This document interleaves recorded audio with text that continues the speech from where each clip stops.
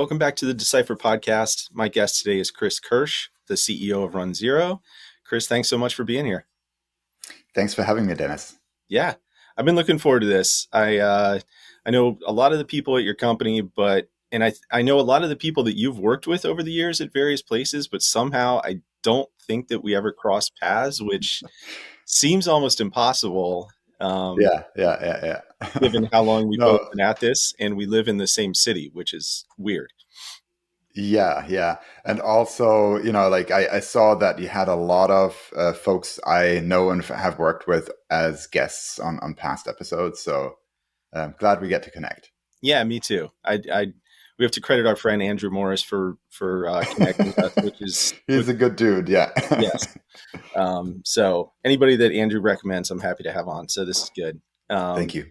so I definitely want to get to like the runZero stuff and where you guys came from and what you're doing. But I wanted to start maybe by talking a little bit about how you got to where you are. What was your Sure. what were you, did you have a strictly security background? How did you get into this industry in the first place? So not by training. So not, I studied politics with international studies and then later marketing. But as soon as I got out of college with my first degree, I started working. I'm from Germany originally, so I started working in Germany and worked for a company that made encryption software.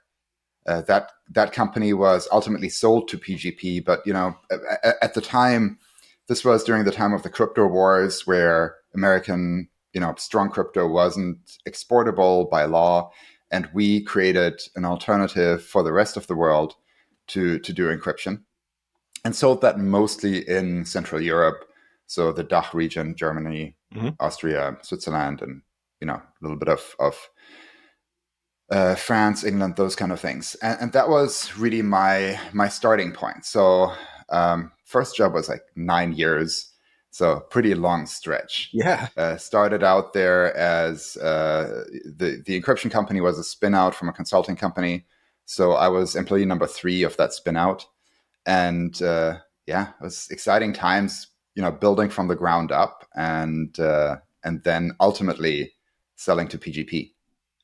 That's an interesting. So there's plenty of people that'll listen to this or see this that have no concept of even what you're talking about with the crypto wars.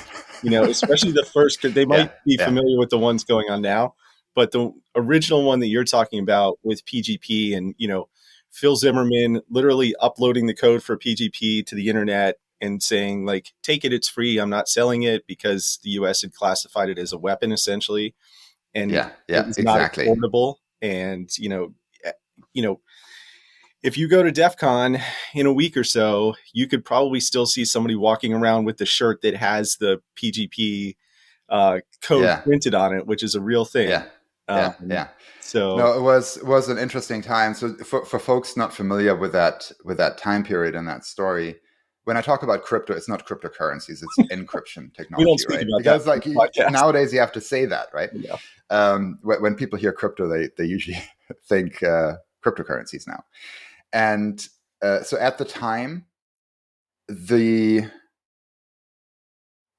strong encryption in the way that we use it today on Signal, but also for online banking and all of those kind of things, that wasn't really accessible to the average user on the internet. Right. In the US, I think it was Netscape who had, like a strong encryption version of SSL at the time. Hmm. And so that they were starting to roll that out, but the US government was very uncomfortable with the idea that regular citizens would be able to have private conversations and send stuff over the internet without them intercepting that. So, especially internationally, but they also saw the need to keep strong encryption alive for commerce. Like online banking is really important to protect. So what they did is they allowed strong encryption inside the US, but made it illegal to export strong encryption from the US, which created all sorts of weird challenges. And then France also had its own law that regular citizens couldn't use strong encryption internally. So there were different versions of, not only Netscape, but also like Internet Explorer and all the Microsoft products, where it had a US version and an international version, and sometimes a French version. And so this opened an opportunity for us to build a product outside the US, and we market it not so much to private individuals, but mostly to companies, right? So we had as our customers big industrial companies, big manufacturers that have a lot of expensive intellectual property and that were worried about industrial espionage. You Okay. know, they have big R&D departments. Sometimes they have um, defense contracts and so on. So those were primarily our targets. And they wanted to make sure that the conversations they were having internally and also with external partners were private over the internet. Yep. At the time, there was a big case where this company called Enercon in Germany, um, they were making windmills, like wind turbines, you know, like for energy generation, power generation. And they were trying, they had developed a new wind turbine. They were trying to file a patent in the US to make sure that their intellectual property was protected. And when they tried to do that, the US patent office said, no, no, no, like somebody's already invented this, there's already a patent for this. And then they looked at that, and the drawings were literally directly taken out of their internal drawings. Like it was not redrawn, it was their drawings. And another company, a US company, had registered for it. So the assumption was that their internal communication was intercepted, and that, you know, really created a lot of angst in the rest of the world that the Americans were spying on other folks. I think Who? today the Us? landscape's changed a Come ton, on. right? Us? Yeah, I No, know. we don't It's, do that. you know, it's ironic because today, you know, I live in the States and am a U.S. citizen, so it's changed a ton. You know, Yeah. also the political landscape's changed a ton. You know, now I think Russia and China are the bigger threats. Terrorist cells are a bigger threat, right? And so the U.S. is less worried about you know the European countries, and the European countries are less worried about the US. There's still like a, you know, keeping at arm's length. But the bigger challenge is like, what do we do with the big powers of Russia and China, with their invasion of Ukraine, with the potential invasion of Taiwan, right? Hmm. Those are, I think, much more on people's minds today. Yeah, you're right. And it's funny to think back to the time that you were describing in the mid to late 90s, early, I guess most of the 90s, honestly, Yeah. when that kind of thing was going on. And there were, as you mentioned, export versions of encryption software, which is really funny to think about now, like that the government thought it could control the flow of this information Yeah. somehow, which I guess it did for maybe a half an hour or so. And then it just, things get out. Yeah. Yeah. Um, and industrial espionage is still obviously a big problem. I mean, that's one of the big issues that the U.S. faces with, I would say especially China. And there's plenty of other cases. If you want to look up the joint fighter jet, that those plans made their way to China somehow. Identical, sort of the scenario you just described, Chris, with the turbine. That kind of stuff Yeah. still goes on. This is somebody's job is to get those things. So, and as we talked about before we started recording, that's why we have jobs, is because this stuff is going on. It's hard.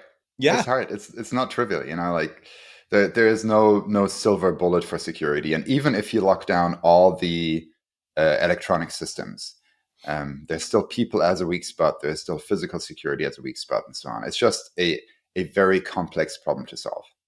it is. Yeah, and it's not just one problem either. It's a giant ball of twine of problems that are all sort of interconnected. And you think you've got one thing fixed, and then this thing crops up. You're like, oh, we didn't think about that. Which sort of brings us to runZero and what you guys do. One of the very first things that I learned when I started covering security more than 20 years ago was, I don't even remember who said it to me at the time, was, if you can't figure out what you own, you can't secure that stuff. If you don't know what you have no chance of securing it. And that's still true you know, 25-ish years later. And it's a problem that's probably gotten more difficult in that time. Yes, I think so, because you know, you used to have quote unquote just your on-premise IT. Right. And I say just in quotes because that can already be quite complex in itself, Hmm. especially if you've got not just one network, but you've got several networks, maybe across several countries and locations and all of that stuff.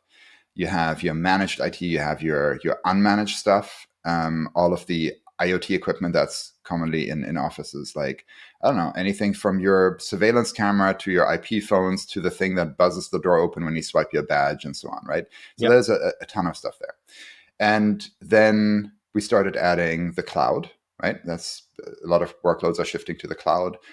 With COVID, remote use got way accelerated. It was already there beforehand, where people were sometimes working from home or checking their email from their phones, et cetera, et cetera. But that got accelerated, and also with especially I think with the rise of ransomware, the IT department or the IT security department is now also often responsible for the OT network, Oh, yeah. because that used to be like a completely, IT and OT. So for those not familiar, OT is operational technology. So anything like a factory floor or anything where the digital world interacts with the physical world. So Right. we have customers that are like sawmills and fish farms.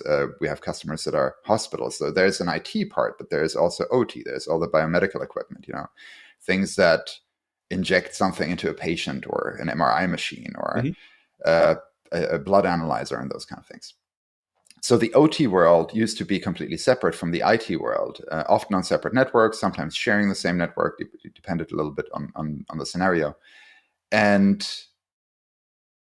I think the rise of ransomware also taking over the OT networks, that was kind of like the seminal moment where a lot of companies said, hey,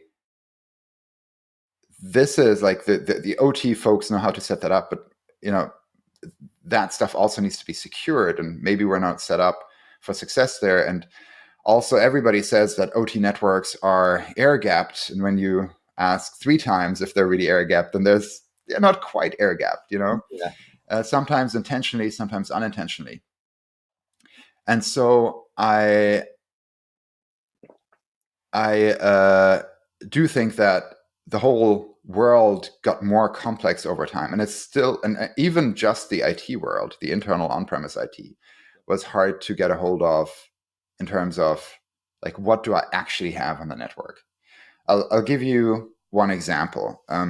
So most companies today use EDR or vulnerability management, sometimes like spreadsheets, combining certain sources, sometimes NAC, to figure out what they actually have on the network. And then also CMDB, of course. Hmm. We just ran a proof of concept with a large global manufacturer, and we limited our proof of concept to, I think it was like a network that had 500 something devices. So, like pretty small part of the network, but a representative part of the network that was important. And they thought that CrowdStrike would be their tool of choice for figuring out what they had on the network. And we were able to show them that they were missing half of their devices. Because if you're thinking about it,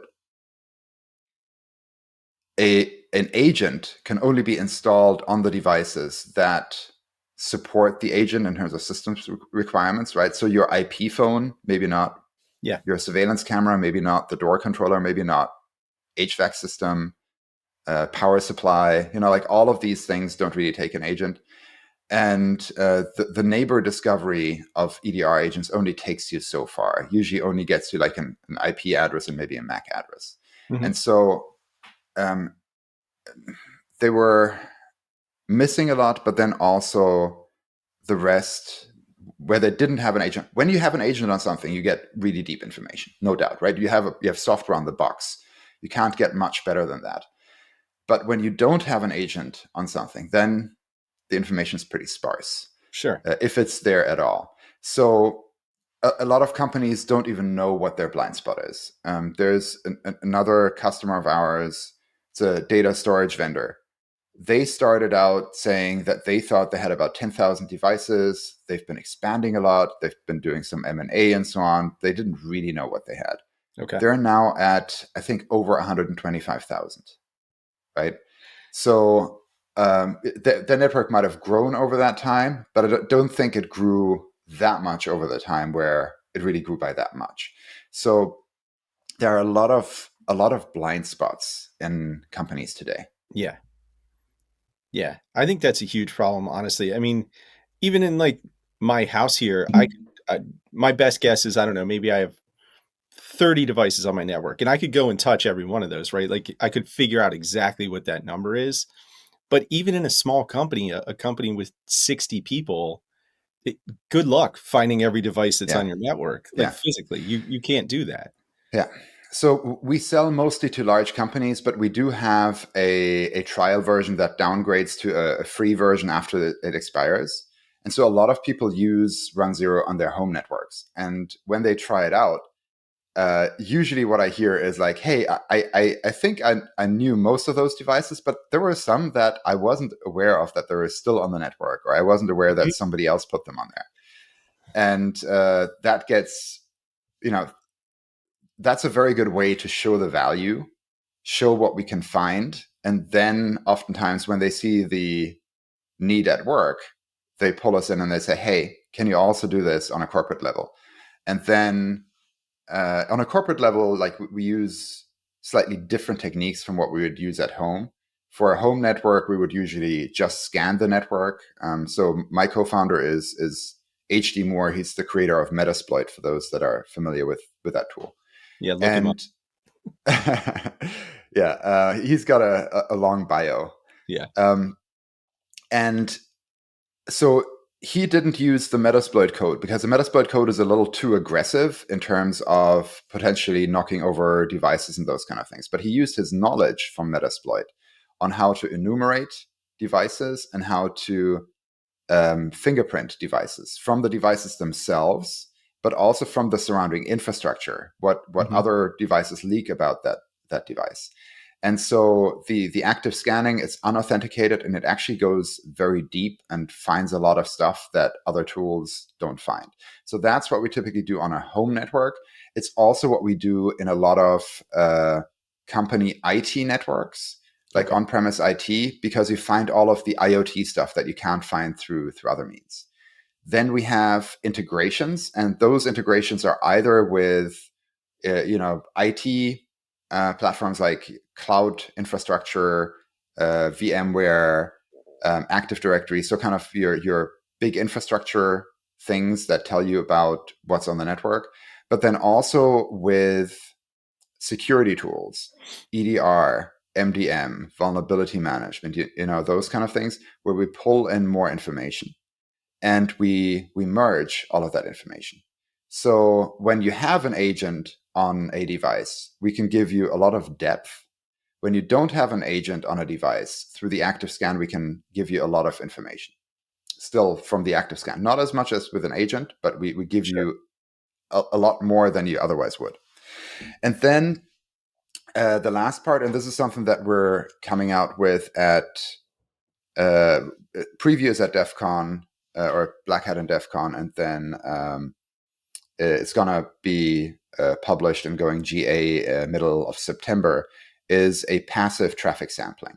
So we have set up the active scanner in a way that you can use it in a lot of OT environments because it has a lot of safeguards built in that other legacy scanners miss. Metasploit is one of them, Nmap, the vulnerability scanners, like all of those have some aggressive ways to interrogate devices that can lead to problems in manufacturing environments, OT environments, any embedded devices.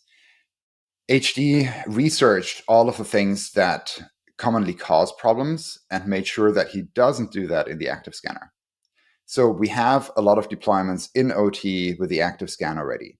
However, there is still some industries and sometimes some companies that have certain policies that just will not ever do an active scan on Yeah. their OT networks, right? Yeah. That's understandable. Like, Yeah. yeah, like on an extreme case, nuclear power station, Yeah. safety, way more important than security. Like you probably wouldn't want to do that. So in that case, this new capability we have can take a copy of the traffic, sniffed traffic, analyze that, and then provide you with a picture of what you have on the network. Passive discovery is never as good as active discovery because you don't have as much information. That's true for any of the products. Yeah. But if active is not an option, then passive is the best you can do. Yeah. So once you get this picture, somebody runs the tool, they get get a picture of what they didn't know that they have on their network. Yeah. Then they have another problem. Then they have to secure that stuff. Then they're, if they don't know about it, Yeah. they're like, Yeah. we don't have Yeah. that stuff. I don't have to secure that Yeah. stuff. Yeah. Yeah.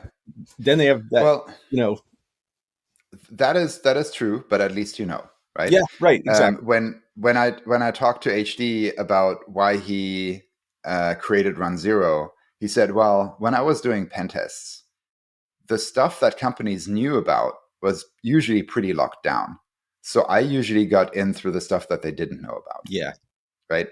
So once you know all the devices, then you need to start analyzing, and there's start with the low hanging fruit. So, for example, do you have any public IPs with RDP enabled? Like that's a common entry point for ransomware. Do you have public-private bridges? Um, uh, where a device is on the public internet and on an internal network, or on an IT network and an OT network. So breaking the segmentation. hmm And there are a few examples for that. So, for example, there was a pharmaceutical company, and they had one device that was not a firewall or a router, that was bridging two networks, the IT and the OT network. And that's how a ransomware gang got in and ransomware at the production line, right? That's bad. You want to find that stuff ahead of time and shut that down. Another company, this was a large tech company, they found a laptop on their facilities network. So this is all of the building automation stuff. Okay. Yeah. Anything from heating and cooling to all of the access badges and all of that stuff runs on a separate network that's pretty air gapped from the rest of the network and from the internet. Okay. And one of the techs had put in a laptop that had a 5G card. We found that laptop and we were able to tell that it has a 5G card. And by the way, this is without authentication. Like we just, this is how Yeah. deep the scan goes, right? And that was a no-go because it was, uh, you know, providing an entry point Yeah. without any firewalling That's into bad. the facility network, right? So that kind of stuff is bad, and you can lock that down pretty easily. Also, SSH interfaces that are just password authenticated, not public-private key pair. Those kind of things. It's just like screen for that, find those, eliminate those. End of life operating systems, same thing. Yeah. And then another thing that is really helpful is kind of the rapid response to new breaking vulnerabilities or security issues. So an example would be Log4j. Like Log4j is not something where you say like, oh, we're going to scan this over the next few months and we're just going to, take it out. It's kind of like all hands on deck. We need Yeah. to find stuff right now. We need to make sure we lock it down. Right. So with the typical vulnerability scanners, the challenge that you have is that the analysis is done at scan time. You scan and you know what's vulnerable. If you have a new vulnerability, you need to rescan. And at the time of the scan, you need to have the relevant vulnerability check in the scan engine so that it can run against the target and validate if something's vulnerable. So with Log4j, the challenge was there were a lot of products affected. And the vendors took about 2 weeks until they had built all the different vulnerability checks. I think they dripped them out over time, but until they had like a good package, it was 2 weeks. And they were all, like that was true for all of the vendors, right? So there's no, it's just the approach that was the challenge. And that means that you wait 2 weeks, then you need to wait for another scan window, a maintenance window where you can scan the environment. That might be another week, maybe not, right? So now you're looking at 3 weeks from day of announcement until you know what's vulnerable. Right. Yep. The way we're able to pull that in and pull that left is by scanning the environment and collecting a ton of information about each device. And now you can just query the local database to figure out what's there, even if we didn't have like a dedicated fingerprint for it before. So, for example, with Log4j, we just added a query to the product that found all the products affected by Log4j, right? Through our discovery. And you can run that the moment the vulnerability hits the internet, like the moment it's become known. You don't have to rescan. And so in some cases, we can tell you if it is vulnerable because we're able to get the version number. In other cases, we're not able to get the version number and we can just tell you it's there. But on day 0, everything's vulnerable, right? So you have a good starting point. And then, 3, 4, 5 weeks later, after you've done the first pass, then your vulnerability scanners become a lot more valuable because they go a little bit deeper. They actually authenticate to the devices. They go in deep and tell you if or not a certain version is on there, if or not it's vulnerable, and so on. So that's another way of how asset inventory can become really, really helpful in a fast response. SolarWinds is another example. We had one quick service restaurant. They got a letter from the SEC that said, like, hey, you need to tell us if you have exposure to SolarWinds. And right, like, because Yeah. as a public company, you need to disclose that it's a risk and so on. And they couldn't figure it out. They were using a vulnerability scanner to try and see if they have it on the network, but they couldn't really find it.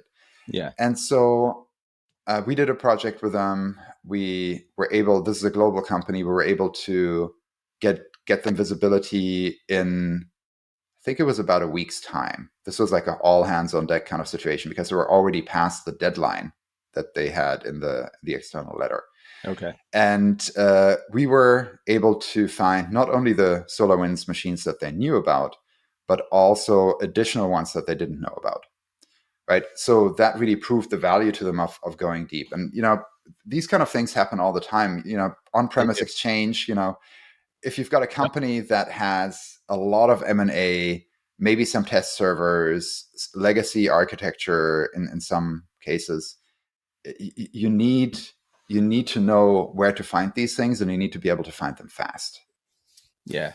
I think, Log4j and SolarWinds, I think, are two perfect examples, Chris, just because Log4j, like that piece of software was in so many things that people didn't even realize. Yeah. There were tons of organizations that had no idea they had that in their environment. And they probably some of them didn't ever find out until they got compromised. Yeah. And I think the same with SolarWinds. There were a lot of companies that didn't realize they even had SolarWinds software in their environments because maybe it came in through an acquisition or it was a legacy thing that somebody had installed and then they forgot about. Yeah. There's a lot of those sort of, not obscure, but like, it's not Windows. It's not, Yeah. something like that attackers don't care how they get in. They, just give them a window and they're off and running. So, Yeah. And then so now that you know what's there, you've plugged the biggest holes. Now you can also look at how is my security posture in terms of my coverage. We call this security controls coverage. So for example, this is a hospital network that we work with. They had acquired a lot of hospitals, and they pulled all of that into runZero. They were using Microsoft Defender for endpoints, imported that. We're using Tenable, imported that. and they noticed that there was one part of the network that had a lot of Microsoft Defender, but didn't have any Tenable scans. And they're kind of like, huh, that's odd. Like, wonder what that is. Yeah. And they investigated, and it turned out that this was a newly acquired entity that had just, they didn't want to be bothered by the new parent and had just shut down all traffic from the mothership, so that scans didn't come through. So, like, they wouldn't have noticed that if they didn't do the, proverbial Venn diagram of, hey, what do I know I have and what's covered. And another one is, this was a large oil producer. They wanted to make sure they have CrowdStrike on every device. And so we showed them all of the machines that didn't have CrowdStrike on them yet, right? So where they had gaps. This is really important, to have good coverage. Also, often for cybersecurity policies, often those require that you have a certain percentage of your total fleet that has EDR on it, so that they insure you. And so we're able to show that, and to make sure that what coverage you have and where you have coverage. Because if you're supposed to have EDR on 95% of your devices that can install EDR, like, how do you know if you've reached that if you don't know what the total number of devices Right. is, right? Yeah. That's really hard. It's at that point you're making a best guess, and Yeah, regulators and insurance companies don't like guesses. They yeah, like yeah, they yeah, like data, like yeah, hard data that comes from a reliable source. Yeah. yeah. And then finally, one area where we see a lot of customers use us is in incident response. Yeah. So they get an alert, and I'll use another customer as an example. This was a theme park. So, a lot of physical devices, a lot of things around the park, back office IT, all of those things. And they had an alert in their SIM, I guess, that an internal IP was reaching out to a known bad IP on the outside, right? Some command of control server or something like that. And they were trying to figure out, okay, what is this internal device? So they looked in EDR, it wasn't in EDR. They looked in vulnerability management, and it just said, like, oh, this is a Linux device. Okay. Doesn't tell me much in terms of finding it, Could be anything in a Could be theme park. anything, Yeah. right? Yeah. Then, they just couldn't figure out what the thing was. The CMDB didn't have it. And so they plugged the internal IP into runZero, and it turned out to be a Hikvision DVR. So it's, like a recorder for all of the surveillance cameras. Okay. Now, Hikvision is also one of the companies like Huawei and ZTE that are not allowed to be on any critical infrastructure in the US. So I'm not sure if a theme park is critical infrastructure. I don't think so. But if it's Depends who you already ask. a questionable device, then you might want to think about whether you want to have it on the network. And so we were able to tell them what it was, the model number, exactly what switch and what port it was on, so that they were able to go in and just unplug it and solve the problem that way. But then they asked, like, okay, we've solved this one, but, like, do we have more of these? Right. Probably. And so they put in a query and, said, like, vendor Hikvision or something like that. And we're able to find, I think, over a dozen more of these devices that they had on the network. So then they went there and looked at these devices, checked. I don't know what the follow up was, but now like what the devices are, where they are, and you can figure out, okay, do I want to take them off? Is it a patch level problem? Is it a credentials problem? Fix those, and then carry on. Yeah, that seems like a very common and useful use case to me, because there's, as we mentioned, there's, in any decent sized network, there's going to be a ton of devices you just don't know are there. You don't know what they're doing, how they got there, who put them there. You know, if they're compromised and they're reaching out to some C2 server in, Indonesia or, Brazil or something, you have no idea Yeah, until you go through that kind of thing. So, and that's a lot of times, unfortunately, is how people realize that they have something like that, is when there's an incident. They're like, well, wait a second, I didn't think we had any embedded Linux devices on this part of the network. Well, sure you do. You have a bunch, and they're Yeah, probably yeah, running your roller coasters and your, yeah. the soda machines at the concession stands. We found weird and wonderful things on people's networks, and they're all, like a lot of them are legit. Like drone detectors.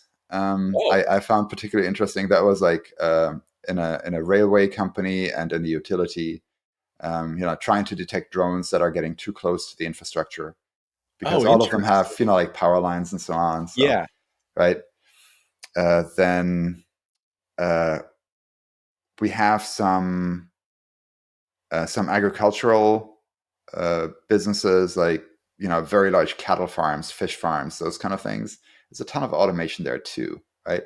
So underwater fish cameras that you know detect when there is a dead fish, or uh, it's Just stuff you never think about. Yeah. just, yeah, stuff you never think about and that are not your standard Windows server, Right. Yeah.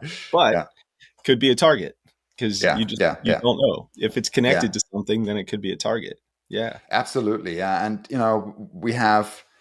I mean, there's a very famous public example. It's years back, of the Sands Casino, which I don't think exists anymore in Las Vegas. But they had a credit card breach that started with a thermostat in a fish tank in an aquarium, right? So that stuff matters if you don't have it segmented correctly. And oftentimes things aren't segmented correctly. I've seen, one of our customers told me he's they're in financial services, and he told me that all of the HVAC system was just on the network. And when he saw that, when he rolled out runZero, he said like, oh, I've got to segment that off. We have a university who found that their whole like power generation plant was on the network without a firewall. Uh, So uh, stuff like that. You just need to get the visibility and know what's actually there, not what's in a Visio diagram somewhere.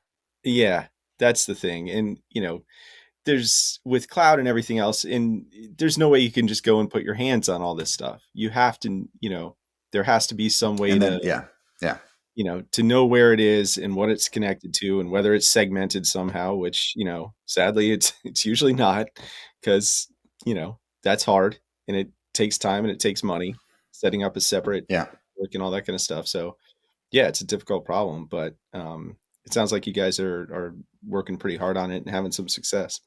yeah, yeah. It's a fascinating problem. It sounds so simple, but when you get to it, there's a lot of things that you need to make happen behind the scenes so that you get full visibility, you get good data, and so that it's easy for customers to roll out. Because you can't make this like a huge project, right? It has to be relatively easy to roll out. Well, and I would guess that if you're a potential customer and you're looking at something like this, you're thinking, oh my God, this is going to be a massive undertaking. We're going to get this giant report that's the size of, the New York City phone book, and we're going to have to dig through this and figure out what the hell all these devices are. So if it's complicated and difficult to roll out, then people aren't going to use it. It's like Yeah, anything yeah, else. Like if there's a hurdle, they're going to go around it. yeah. And the cleanup. If you don't do the cleanup, the alternative is worse, right? Yeah. Right. Yes. You're going to have to do And it either way. You do and it before the the incident or after. Yeah. Yeah. So we're trying to make the rollout as simple as possible, and then help you through the steps of, okay, where do I start? What's the most pressing thing, and so on. Because you can't, you're never done in security. We all know that. You got to figure out, okay, what's the most likely thing to hurt me, and address that, and then address the next thing. Because none of us have unlimited resources, so Nope. you, you, And you there's gotta you gotta just prioritize and have the best visibility that you can. Yeah, and there's always another problem to solve. That's Yeah, the terrible and wonderful thing about security yeah, is yeah, like, yeah. you figure one thing out, there's another eight things waiting for you. Keeps it interesting and gives us job security. Yeah, It's true. Awesome. All right. Well, Chris, this was super fun. I really enjoyed it. Thank you so much for coming on. And even though we live relatively close together, hopefully one day I'll get to see you in person. It'd be Maybe great. we'll see each other in Vegas next week. Yeah. It was All great to right. talk to you, Chris. Thanks so much, man. Thank you. Take care. Bye bye. Bye.